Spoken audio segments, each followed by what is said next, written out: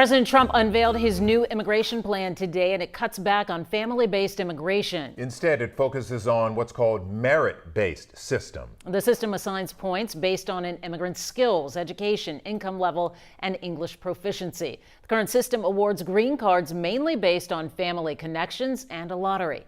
Many lawmakers say the idea faces an uphill battle in Congress. Adam Bennett is in downtown Houston tonight. Adam, you're getting reaction from both sides of this debate that, of course, hits home here in Houston. That's absolutely right, Lynn. About 1 out of every 4 people living in Houston was born outside of the United States. Now, people on both sides of this issue say they want people to keep moving here, improving their life, and also making Houston a better place. They just disagree on who and how. Throughout our history, we have proudly welcomed newcomers to our shores.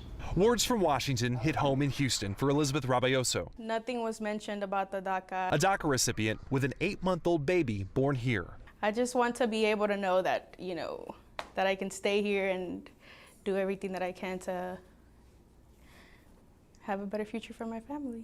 We need to make sure other people have that opportunity. Houston Hispanic Chamber of Commerce President and CEO Dr. Laura Murillo believes not addressing DACA and comprehensive immigration reform will hurt Houston's economy. She calls the proposed changes to legal immigration a Band-Aid. Do you think your parents would have been able to get in under these new proposed rules? Not mine, not many. Dr. Murillo says despite coming from Mexico with no money and an elementary school education, her parents became citizens and opened the El Jardín restaurant on Harrisburg, opening doors for Dr. Murillo, her daughters, and many other families. That restaurant's still there all these years later, and you've seen second, third generation of people who've worked there, gone on to college and done well. Harris County Republican Party Chair Paul Simpson, I think it's a common sense solution, for those who care about America. Supports the president's new plan.